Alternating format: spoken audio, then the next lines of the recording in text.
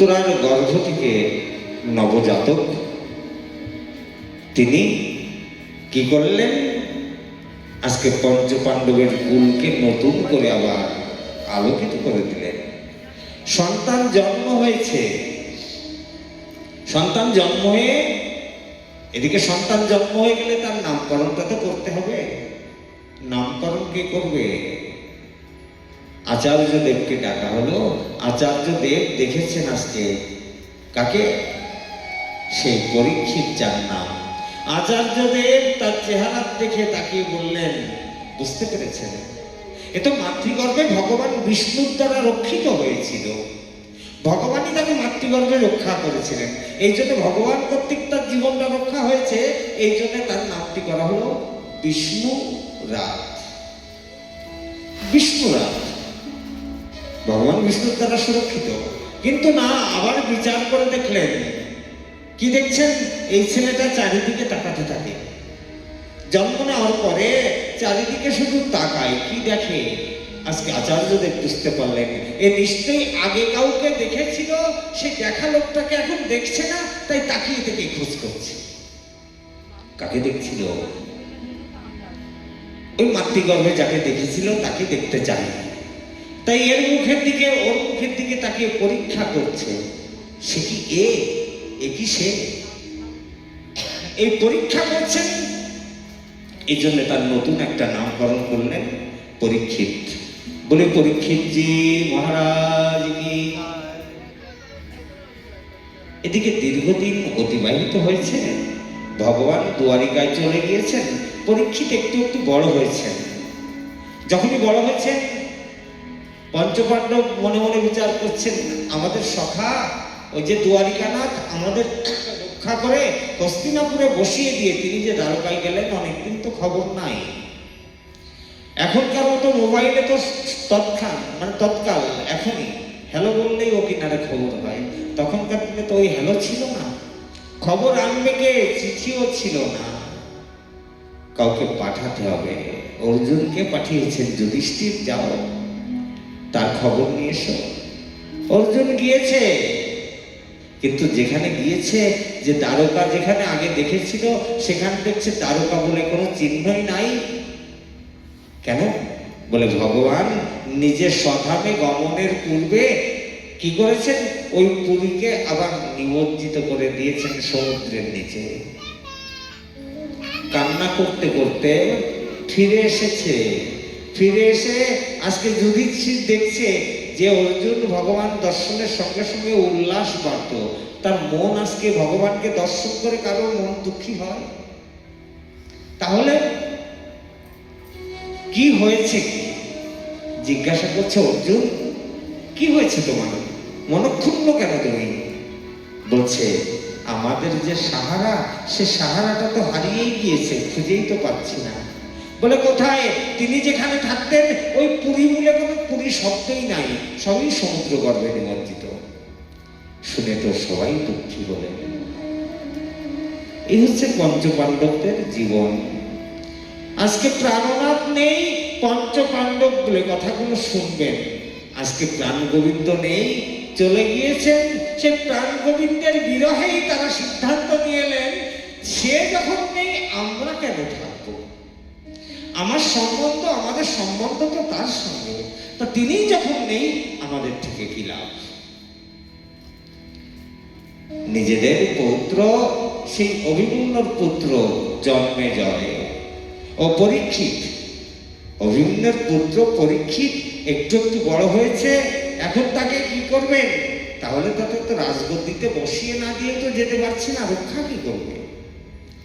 অতি অল্প বয়সেই এই পরীক্ষিতকে একছত্র চক্রবর্তী সম্রাট বানিয়ে দিলেন, অর্থাৎ তার বাইরে, তার সামনে কেউ বিদ্রোহ করবে না। চক্রবর্তী সম্রাট বানিয়ে দিলেন। অল্প বয়সে রাজা পরীক্ষিত রাজ্যে অভিষিক্ত হলেন। পঞ্চপাণ্ডব মনে মনে বিচার করছেন, যেতে হবে। আজকে পঞ্চপাণ্ডব দ্রৌপদী সবাইকে নিয়ে আজকে কি করছেন? চলে গিয়েছেন কোথায়? বদ্রীনাথের দিকে হাঁটছেন। বদ্রীনাথ কোথায়, ভগবান কোথায় যেতে পারে তার অন্বেষণে হাঁটতে হাঁটতে গিয়ে সে বদ্রীনাথ, যেখান থেকে নারায়ণ ভগবান থেকে যেখানে স্বর্গে যাওয়ার পথ, ওখান থেকেই শুরু। স্বর্গের পথ দিয়ে চলে গেলেন কোথায়? সে বৈকুণ্ঠ যেতে চাই।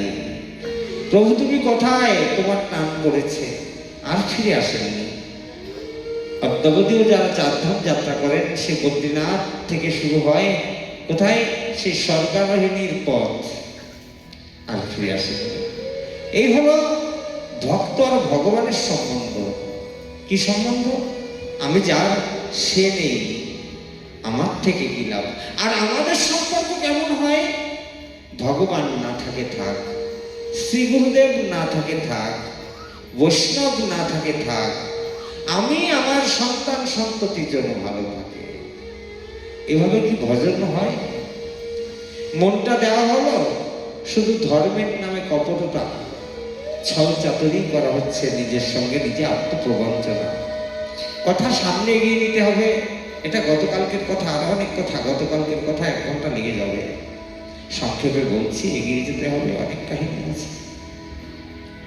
চলে গিয়েছেন, আজকে পরীক্ষিত বড় হয়েছেন, রাজ্যভার গ্রহণ করেছেন। একদিন পরীক্ষিত হঠাৎ করে তার প্রাসাদের ভিতরে ঘুরছেন, আপন মনে পায়চারি করছেন। পায়চারি করতে করতে দেখছেন দূরে কি হচ্ছে, একটা বৃষ আর একটা গোমাতা। বৃষ মানে ষাঁড়, আর গোমাতা মানে গাভী। গোমাতা পৃথিবী নিজেই গাভী দেহ ধারণ করেছে, আর ওই বৃষ সাক্ষাৎ ধর্মের অবতার।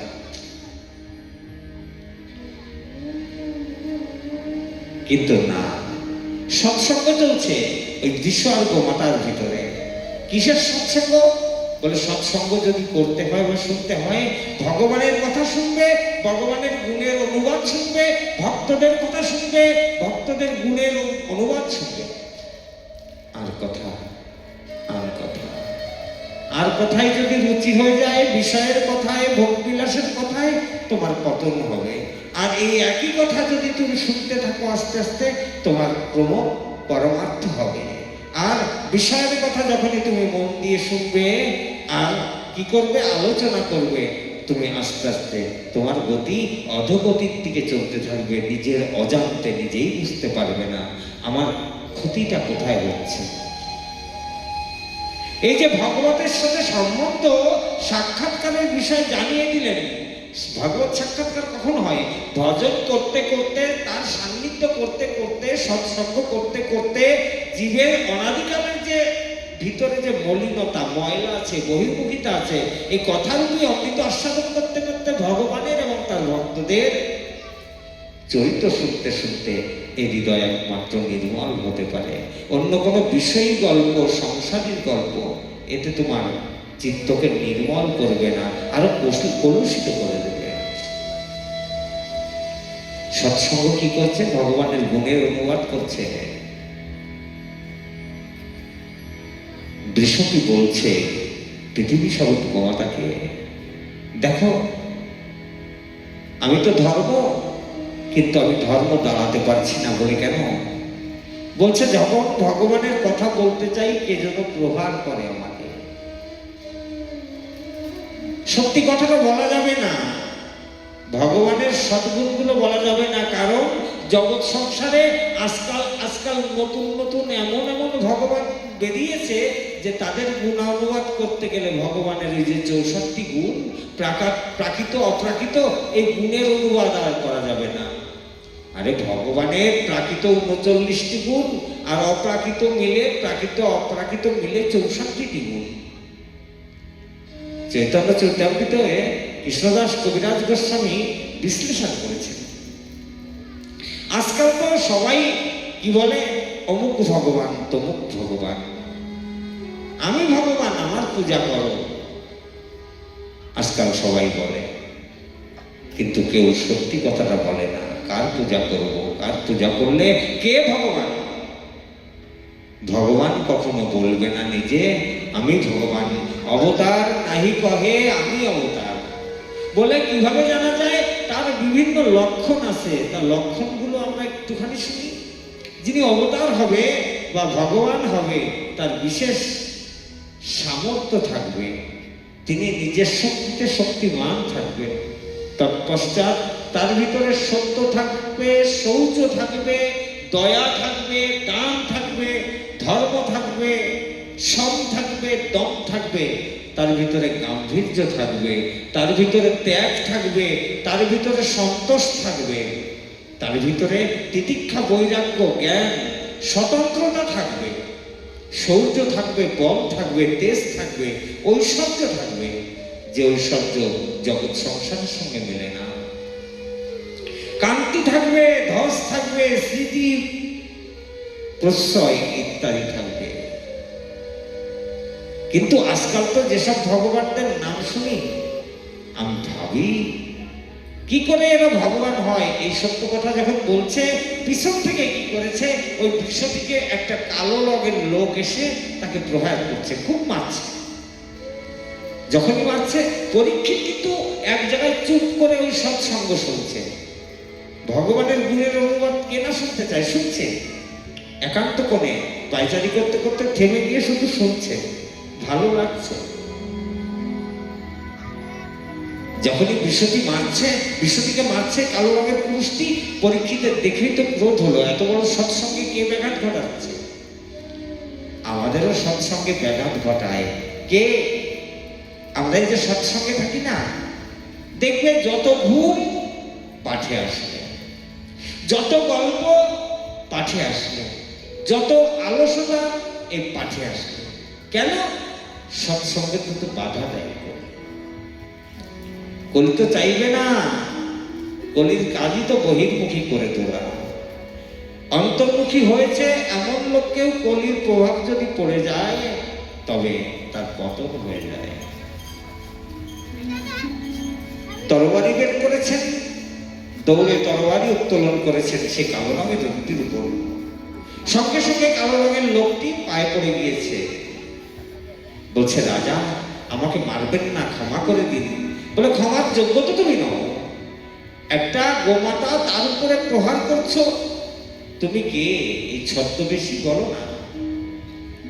তখন ওই কালো রঙের ছদ্মবেশী বলছে, আমি মহারাজ কলি। কলি? তুমি আবার কবে এলে? তোমার তো জায়গা আমার রাজ্যে নেই, আমার রাজ্যে কলির প্রভাব থাকবে না, তুমি পালিয়ে যাও এখান থেকে। কবে এসেছ? আজকে। কলি বলছে, মহারাজ আমাকে তো কৃপা করে আশ্রয় দিতেই হবে। রাজা হলে ভালোটার জ্বালাও সহ্য করতে হয়, ভালোটার আনন্দ নিতে হয়, খারাপটার জ্বালাও সহ্য করতে হয়। আমাকে আপনি কৃপা করুন। আচ্ছা, বলে আমাকে ক্ষমা করুন, আমাকে মারবেন না। তুমি এলে কবে? বলে, ভগবান শ্রীকৃষ্ণ যেদিন স্বধামে গমন করেছে, এই দ্বারিকাপুরীকে বিসর্জন দিয়ে সেদিন থেকে আমার আশা হয়েছে, আমার আগমন ঘটেছে। আচ্ছা, বেরিয়ে যাও, তোমার জায়গা আমার রাজ্যে নেই। তুমি ধর্মের হানিকারক বস্তু, তুমি ধর্মকে অধোগতিতে নিয়ে যাচ্ছ, আর যারা ধর্মীয় আচরণ করছে তাদেরকে বাধা দিচ্ছ। মহারাজ যাবো কোথায়? এই পুরো পৃথিবী তো আপনার, একছত্র চক্রবর্তী সম্রাট, যাবো না কোথায়? রাজা পরীক্ষিত দয়া হলো, বললেন, তাও তো ঠিক, তাহলে কাজ করো, তুমি 4টে জায়গায় তোমাকে জায়গা দিচ্ছি, 4টি জায়গায় যাও। কোথায় কোথায় 4টি জায়গা দিয়ে দিলেন? কোথায় কোথায়? দুতম, পানম, অর্থাৎ দুটো মানে যেখানে জুয়া খেলা হয়, তাস খেলা হয়, সেখানে কলির বাস। দেখবেন কেউ তাস খেলছে, বুঝবেন তার ঘাড়ে কলি চেপেছে। জুয়া খেলছে, তার ঘাড়ে কলি বসে গিয়েছে। পানম, যারা মদিরা পান করে, মদিরা পান করলে বুদ্ধি ঠিক থাকে, বুদ্ধি ভ্রষ্ট হয়ে যায়, নিজেকে অনেকে রাজাধিরাজ মনে করে নেয়। হ্যাঁ, অর্থাৎ বুদ্ধিভ্রষ্ট। যাও ওই খারাপ জায়গাটায় যাও। বলছে, ওটা তো একেবারে নোংরা জায়গা। তাহলে বলছে, তাহলে এক কাজ করো, অশ্বিনম কাঞ্চনম, ধাতুর ভিতরে সোনা সৃষ্ট। তার আগে বলেছে, কি বলছে? অগম্য গম্যয়। আর কোথায় গলি থাকে বললে যেখানে অবৈধ স্থান সেখানে চলে যাবো, বলে ওটাও নোংরা। তাহলে সুনায়াম বলছে, সুনায়াম মানে যেখানে হিংসা হয় সেখানে গিয়ে থাকবে, বলে এটাও তো খারাপ জায়গা। হিংসা নিন্দার জায়গা কি ভালো? যেখানে হিংসা হয়। এতগুলো কথা বলছি তাও লোকের বুদ্ধি হয় না। যা বলে যাচ্ছি একটু পরেই দেখবে তাই শুরু হয়। আমার কথা তিতো লাগলেও কথাটা সত্য। এখানে যতক্ষণ বসে থাকে ততক্ষণ কানে ঢোকে, কানে ঢোকার পরেই তো ভুলে যায় কি ভক্ত কি অভক্ত, কি বৈষ্ণব কি বৈষ্ণব।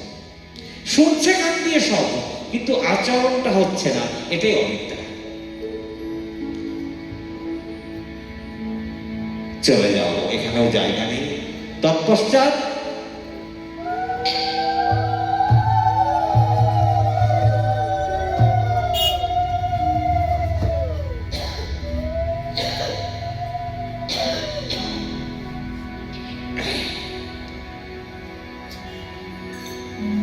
সোনার ভিতরে জায়গা দিলেন। অস্মিনম কাঞ্চনম, ধাতুর ভিতরে সোনা শ্রেষ্ঠ ঠাকুর। শুনে পরীক্ষিতের আজকে কলির আনন্দ হয়েছে। কেন? যাক, খারাপ চারটে জায়গায় তো দিল না, একটা ভালো জায়গা দিয়েছে। কি ভালো জায়গা দিয়েছে? বলে স্বর্ণ। কেন? বলে স্বর্ণ ধাতুর ভিতরে শ্রেষ্ঠ। তা স্বর্ণে যখন জায়গা দিয়েছে, তা স্বর্ণের ভিতর যাব। সোনা তো রাজাও পরে, রাজার মাথায়ও চাপবো। সোনা ভগবানও পরে, ভগবানের মাথায় চাপবো। রাজা পরীক্ষিত বলছেন, সাবধান, তুমি ওই অর্থ ওই সোনার ভিতরে কখনো যাবে না যে অর্থ, যে স্বর্ণ সৎ উপায়ে অর্জিত, যে অর্থ শোধিত হচ্ছে আমাদের নিত্য নিত্য, যে অর্থ দ্বারা ভগবত কর্ম হচ্ছে, ওই সব অর্থের ভিতর তুমি যাবে না। যে স্বর্ণ ভগবান একবার ব্যবহার করেছেন প্রসাদী, ওটাতেও তুমি যেতে পারবে না। হয়ে গিয়েছে, গেল না। একদিন রাজা পরীক্ষিতের মনে মনে চিন্তা হয়েছে, তিনি শিকারে যাবেন। শিকারে গিয়েছেন, সেখানে কি হয়েছে? মাথায় মুকুট পরে গিয়েছেন, একটা মুকুট পরে গিয়েছেন। মুকুটটা কার ছিল উনি বুঝতে পেরেছেন পরে।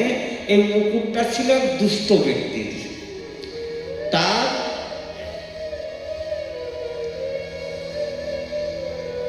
পঞ্চপাণ্ডবের ভিতরে যে মধ্য পাণ্ডব, তার দাদু ভীমসেন, জরাসন্ধকে বধ করেছিলেন ভগবানের ইঙ্গিতে। বধ করে তাকে তার মুকুটটা ছিনিয়ে নিয়েছিলেন। সেই মুকুট এনে দিয়েছিলেন প্রাসাদে। তার দুরাচারী ব্যক্তির জামা কাপড় পরতে নেই। এই যে এতগুলো কথা বলি, যাত্রার খাবারও খেতে নেই, যাত্রার জামা কাপড়ও পরতে নেই, ভগবানের অপ্রসাদী জিনিসও ব্যবহার করতে নেই। অনেক কথা, এতে বুদ্ধি নষ্ট হয়। যাত্রার হাতের খাবার খেতে নেই, অনেক কথা। আজকে ওই যে দুরাচারীর মুকুট মাথায় দিয়ে শিকারে গিয়েছে, দুরাচার ব্যক্তি সম্পন্ন ওই মুকুটের ভিতরে ঢুকে গিয়েছে। বলি শিকার করতে করতে জল পিপাসা লেগেছে, কোথাও জল পাচ্ছে না। জঙ্গলের এক কিনারে ভজন করছে এক ঋষি, তার নাম ছিল সৌরিক ঋষি। কঠিয়ার ধারে গিয়ে ডাকছে, আমাকে জল দাও। কথা হচ্ছে না, কারণ ঋষি এমন ধ্যানে তল্লীন হয়ে আছে, ঋষির বাহ্যিক জ্ঞান নেই। কে এলো কে না এলো, ভজন করতে হয়তো, তপস্যা করতে হয়তো, মন লাগাতে হয়তো, এমনি অবস্থায় মন লাগাতে হয়। ভজন করা, তপস্যা করা মানে এই নয় মালা নিয়ে শুধু ঘুরলাম আর চললাম। এক জায়গায় বসে মন লাগাতে হবে, বেশি ভিড়ে যাওয়া যাবে না। কারণ ভজনটা একান্ত আমার, বিশেষ প্রয়োজনে যেতে হতে পারে। কিন্তু যতক্ষণ পর্যন্ত ভজন রাজ্যে প্রবেশ করতে চাই, ততক্ষণ পর্যন্ত, যতক্ষণ জীবের একান্ত না আসবে, ঐকান্তিকতা না আসবে, মন তল্লীন না হবে, এক জায়গায় নীরবতায় বসতে ভালো না লাগবে, ভগবানের চিন্তনে ভালো না লাগবে, তাহলে শুকনো তুলসীর কাঠ ঘুরে কোনো লাভ হবে না। ওটা দরকার, খুব দরকার, অভ্যাস। আর ভক্তি মহান্বিত পৌঁছে দিতে পারে, ভগবানের সাক্ষাৎকার করিয়েও দিতে পারে। কিন্তু তার সঙ্গে আমাকে চিন্তাটা রাখতে হবে। নাম হচ্ছে, ভগবান প্রাপ্তি হচ্ছে না কেন? নাম তো করছি, চিন্তা অন্য জায়গায়, গল্প অন্য জায়গায় করছি, ওটা নাম হয় না। এটা নাম বলে পাপাচার হয়। দশমীতে নবাবদের ভিতরটা পড়েছে, নাম অল্প করো, যতটুকু করবে একান্ত ভাবে করো, নাম আর নামই অভেদ চিন্তা করে সেই নামীকে সামনে দিয়ে বসে যাও। আজকে ধ্যানস্থ হয়ে আছে, চোখ খুললেন না, রাজার রাগ হয়েছে। কেন রাগ হচ্ছে? ওই যে মুকুটের ভিতরে কলি বসে গিয়েছে, কলি বসে আজকে পরীক্ষিতের মাথা ঘুরিয়ে দিয়েছে। যখনই ঘুরে গিয়েছে, কি করেছে? পাশে দেখছে একটা মরা সাপ চোখ পড়ে আছে। এত প্রজাবৎসল সাধুবৎসল রাজা মরা সাপ উঠিয়ে তো ধেনুকে রাগা দিয়ে রাজ ঋষি ওই যে ধ্যান করছে তার গলায় জড়িয়ে দিলেন। আরে এটা হয় কি করে হয়? পঞ্চপাণ্ডব সাধু সেবক, বৈষ্ণব সেবক, আর তাদের বংশ পরম্পরা কি করে ঋষিকে মুনিকে অপমান করতে পারে? তাহলে এটা হলো কেন? বলে এটাই তো কথা, কলির প্রভাব। ভজন রাজ্যে আসার পরেও এই যে চোখ, এই চোখ দ্বারাও আমাদের অনেক সময় বুদ্ধি নষ্ট হয়, চোখ থেকে মনের উপরে ইফেক্ট হয়, ভজন করতে করতে মন অন্যদিকে চলে যায়।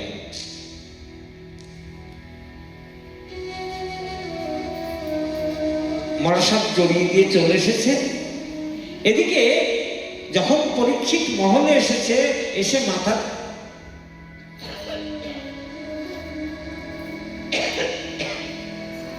তার নিজের মাথার মুকুটটিকে খুলেছে। খুলে যখন স্নান আদি করে আহ্নিক করেছে, তখন তার সব কথা মনে পড়ছে। কেন? মুকুটেই তো করেছিল। এ কি করলাম? সাধু তার গলায় মৃত সাপ জড়িয়ে দিয়েছি, কি অপরাধ করলাম আমি? যেটা করেছে নিজে করিনি, কলি করিয়ে দিয়েছি। আজকে কি করেছে? ওদিকে ধ্যান ভেঙে গিয়েছে।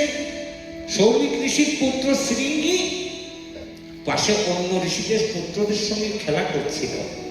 এক ঋষিপুত্র গিয়ে শৃঙ্গিকে জানিয়ে দিল, তোর বাবার গলায় রাজা মৃত সাপ জড়িয়ে দিয়েছে। ক্রোধ হয়েছে, আমার বাবা ঋষি, তার গলায় কে দিতে পারে? বাস এসেছে, এসে দেখেই তো রেগে গিয়েছে। পাশে ছিল কৌশিকী নদী। কৌশিকী নদীতে গিয়ে সেখানে জল হাতে নিয়ে তর্পণ করে ছেড়ে দিল। নিজের মর্যাদাকে লঙ্ঘন করে যে একজন ঋষির গলায় মৃত সাপ জড়িয়ে দিয়েছে, আমার পিতার গলায় মৃত সাপ জড়িয়ে দিয়েছে, সৌমিক ঋষির মতো একজন ঋষির গলায় মৃত সাপ জড়িয়ে দিয়েছে, আজ থেকে সপ্তম দিবসে তার দংশনে মৃত্যু হবে। লেগে গিয়েছে অভিশাপ। এদিকে ঋষির যখন ধ্যান ভেঙেছে, ঋষি তাকিয়ে দেখছে, সব শুনতে পেল। এ কি হয়েছে? অন্যায় হয়েছে। কি করেছো শৃঙ্গি তুমি? শৃঙ্গি, এটা তুমি কি করলে? অপরাধ করে ফেললে। এত বড় রাজা, তাকে এমন অভিশাপ দিলে? আরে প্রজাবৎসল রাজা। ততক্ষণে কিন্তু উপায় নেই। অভিশাপ দিয়েছে মানে ওটা ভোগ করতেই হবে। তাহলে উপায় কি রাজাকে বাঁচানোর? বলে একটা উপায় আছে। একজন ঋষিপুত্রকে ডেকেছেন, ঋষিপুত্রকে ডেকে বলছেন, রাজাকে জানিয়ে দাও তার হাতে সময় মাত্র 7 দিন। তার হাতে মাত্র সময় 7 দিন। এই 7 দিনের ভিতরেই সে এই অভিশাপ থেকে মুক্ত হয়ে ভগবত ধাম যেন প্রাপ্ত করে নেয়। 7 দিনে তার জীবনে অভিশাপটা পড়েছে, সাপ পড়েছে, ঋষির অভিশাপ পড়েছে, এটা থেকেও মুক্ত হতে হবে, আবার ভগবত সাক্ষাৎকারও করতে হবে। শুধু মুক্তি চাই না, মুক্ত হওয়ার পরে সাক্ষাৎকার করতে হবে। সময় 7 দিন যাও, রাজাকে গিয়ে বলে দাও। ঋষিপুত্র গিয়ে পরীক্ষিতকে জানিয়ে দিল, রাজা প্রণাম করেছে। ঋষিপুত্রকে দেখে পরীক্ষিত প্রণাম করেছে, আগে করেনি। কেন? বুদ্ধি খারাপ হয়ে গিয়েছে। আসুন আসুন রাজন, আপনার উপরে তো একটা অভিশাপ লেগে গিয়েছে। রাজন, কি অভিশাপ বলুন? বলে আপনার উপরে আমাদের ঋষিপুত্র শৃঙ্গি অভিশাপ দিয়ে দিয়েছে, সপ্তম দিবসে তক্ষক দংশনে আপনার মৃত্যু হবেই হবে। এই 7 দিনে আপনার সঙ্গতি যা কিছু আপনি করে নেন। কি করে নেবে 7 দিনে? বলে জগৎ সংসারের পোটলা ঘর বাড়ি দেখার দরকার নেই। এই 7টা দিন যত বিষয় আশায় সম্পদ সম্পত্তি আছে এর থেকে দূরে থেকে আপনার নিজের মনটাকে ভগবানের চরণে রাখানোর ব্যবস্থা করুন। এটা কি করে 7 দিন এক নাগাড়ে ভগবানের চরণে মন লাগিয়ে রাখতে হবে। বাইরের চিন্তাও করা যাবে না, বিষয় দেখা যাবে না, আশায় দেখা যাবে না। এই চোখ দিয়ে শুধু ভগবান দেখতে হবে, ভগবানের চিন্তা করতে হবে। চিন্তা করলেন, এটাই তো সত্য। দুঃখ হলো, পরিতাপ হলো, ঋষিপুত্রকে অনেক দান ধ্যান করে দিলেন রাজা পরীক্ষিত। আপনি কৃপা করবেন ঋষিবর, আমি যেন এই গতিটা হয়, কি করে ভগবত সাক্ষাৎকার হতে পারে সমস্ত ঋণ থেকে মুক্ত হয়ে, পাপ থেকে মুক্ত হয়ে, সেই সন্ধানটাই যেন প্রাপ্ত করতে পারি। চলে গিয়েছে আজকে। এদিকে পরীক্ষিত কি করেছে? পরীক্ষিত বিবাহ করেছিলেন তার বড় পুত্র। পুত্রের নাম জন্মেজয়। জন্মেজয় একটু বড় হয়েছে, মনে মনে বিচার করছেন রাজগদ্দিতে তো জন্মেজয় বসার সময় হয়ে গিয়েছে, তাহলে আমার চিন্তা কেন? আর কতদিন চিন্তাকে মাথায় পোষণ করব? যার যার জিনিস তাকে তাকে ছেড়ে দিয়ে যাই, তোরা নিয়ে থাক, আমাকে যেতে হবে সেই নির্ধারিত যে গন্তব্য আমাদের সবার, সেই পরম তত্ত্ব পরমাত্মার সাক্ষাৎকার দরকার। মায়ের সাক্ষাৎকার তো জীবন ধরেই হলো, 7 দিন অন্তত একনিষ্ঠভাবে তার সাক্ষাৎকার নিয়ে থাকবো, দেখি কি হয়। ছেড়ে দিয়ে চলে গিয়েছেন রাজ্য। কোথায়? এই হরিদ্বার থেকে একটু দূরে গঙ্গা তটে, হ্যাঁ, সেখানে গিয়ে অনশনব্রত পালন করলেন। 7 দিনে আমার মুক্তির উপায় বের করতেই হবে, না হলে জল স্পর্শ করব না। সাধু মুনি ঋষিগণ এসেছেন, তারাও এসেছেন। কেন সাধু মুনি ঋষিগণ আসবেন কেন? ও তো অভিশাপগ্রস্ত লোক। তা অভিশাপগ্রস্ত লোকের কাছে গেলে তো তার অভিশাপের কিছু অংশ ভোগ করতে হয়। যদি কারো উপরে অভিশাপ লেগে যায় সাধুর, তার সঙ্গেও যদি কেউ বেশি মিশতে যায়, তাহলে তার পাপটাও তার ঘাড়ে আসতে পারে, আসে। এই জন্যে যারা ভগবদ্দ্রোহী, বৈষ্ণবদ্রোহী, কলির প্রভাবে যারা নিজের স্বরূপকে ভুলে গিয়েছে, তাদের থেকে দূরে থাকতে হবে। হোক বা না হোক, আর না জড়াই অন্যায় অপরাধ। সমস্ত মুনি ঋষিগণ এসেছেন, তাও কেন এসেছেন? পাপের ভয়ে সাপগ্রস্ত দেহ, এতে গেলে অসুবিধা হবে জেনেও এসেছেন। কেন? তার যে পূর্বপুরুষরা ছিল প্রজাবৎসল, পঞ্চপাণ্ডব, পরীক্ষিত ছিল। সবাইকে প্রশ্ন করছে পরীক্ষিত, হে ঋষি মুনিগণ, আপনারা কৃপা করে আমাকে জানিয়ে দিন, আর মাত্র সময় আমার সামনে 7 দিন। এই 7 দিনে আমি সব কিছু থেকে নিরস্ত থেকে, মুক্ত থেকে ভগবত সাক্ষাৎকার করতে পারি, সেই পদ্ধতি জানিয়ে দিন। সাধু মুনি ঋষি বলছে, কি করে আমরা জানাবো? না না, 7 দিনে হয় না। ধ্যানী যোগী ঋষিগণ লক্ষ লক্ষ বছর তপস্যা করছেন, বিভিন্ন যুগ যুগান্তর অতিক্রম করে, বিভিন্ন কল্প মন্বন্তর পরিক্রমা করেও তারা ভগবত সাক্ষাৎকার পাচ্ছেন। নৈমিষারণ্যবাসিনী, দণ্ডকারণ্যবাসিনী, মিথিলাবাসী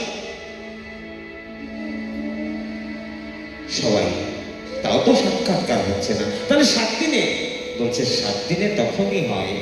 আমাদের জীবনে যে 7টা দিন, এই 7 দিনের ভিতর হয়। কখন হয়? যদি যোগ হয়, তাই যোগের সঙ্গে সংযোজনীটা এমন ভাবে লেগে যায়। তা যোগটা কিভাবে লাগবে? মনটা তো বিয়োগেই আছে, অর্থাৎ বহির্মুখিতাই আছে। তা সংযোজন কি করে হবে? সেই সংযোজন লাগাতে গেলে তার লীলা, কথা, গুণ, রূপ, রস, মাধুরী, এটা নিয়েই মনটাকে 7টা দিন আটকে রাখতে হবে, মনটা যাতে বাইরে না যায়।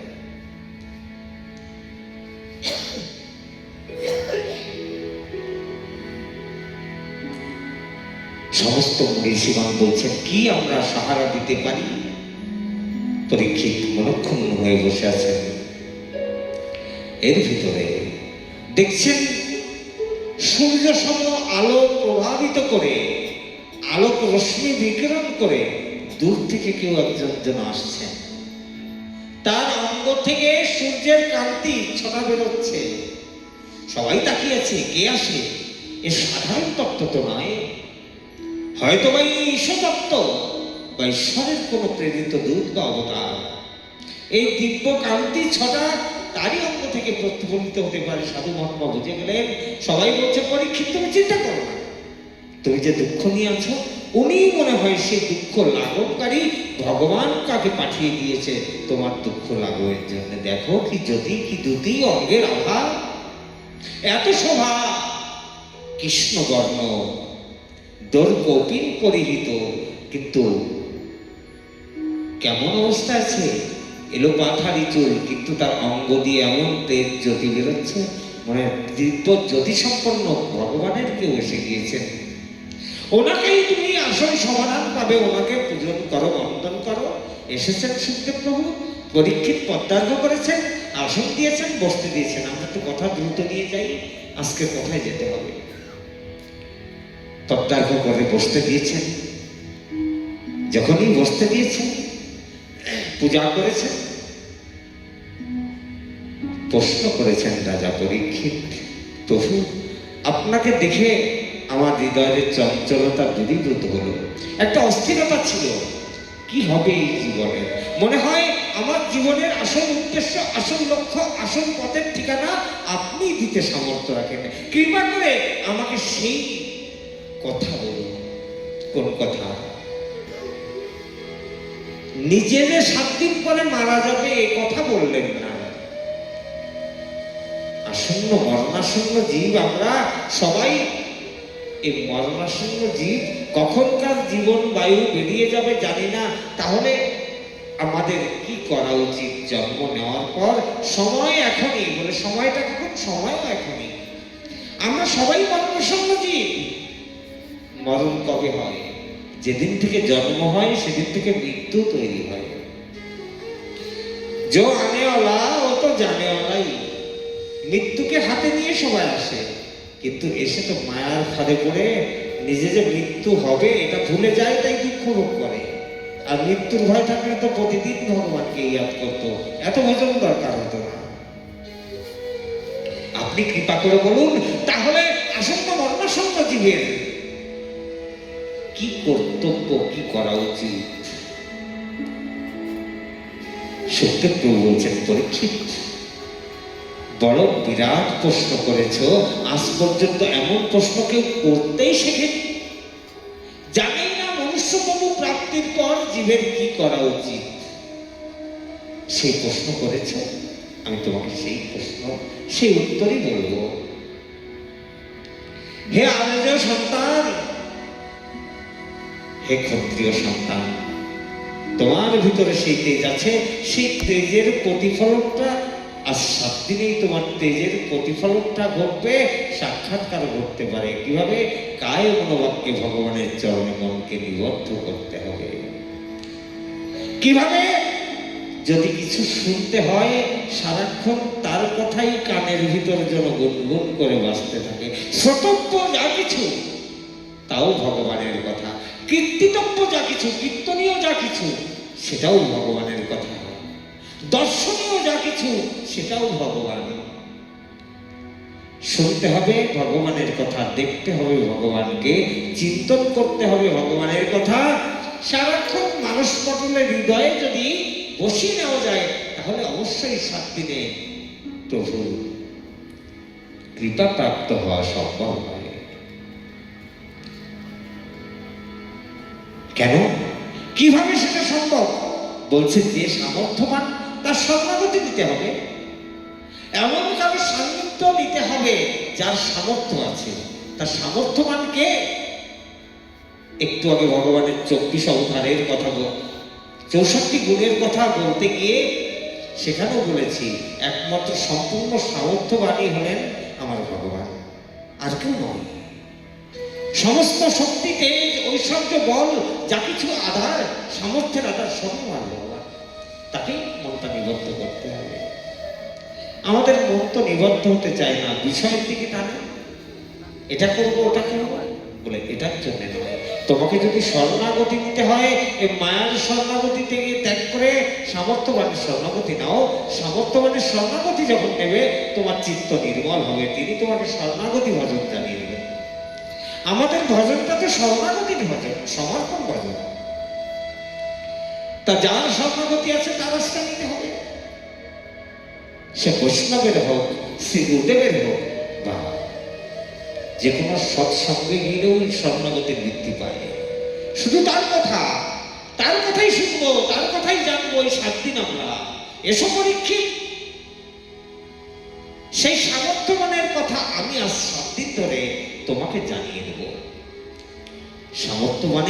সামর্থ্যবানের পার্শ্বদের কথা শুনলে সেই সামর্থ্যেই তুমি সামর্থ্যবান হবে। কেন? জগৎ সংসারের লোক যে সমস্ত ডালপালা ধরে এগোতে চায় না, ও ডালপালা কখনো কখনো ভেঙে যায়, কখনো পাল্টে যায়, হয় তুলে যায়, আবার কখনো বিলীন হয়ে যায়।